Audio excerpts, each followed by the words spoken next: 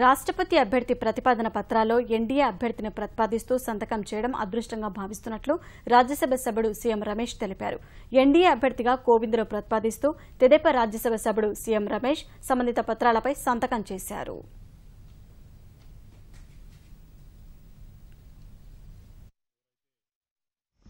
ఈ రాష్ట్రపతి ఎలక్షన్స్కి మద్దతు ఇస్తున్నారో ఆ పార్టీ తరపు నుంచి అందరూ కూడా ప్రపోజల్స్గా ఒక్కొక్క సెట్లో 10 మంది సంతకాలు పెట్టాలి.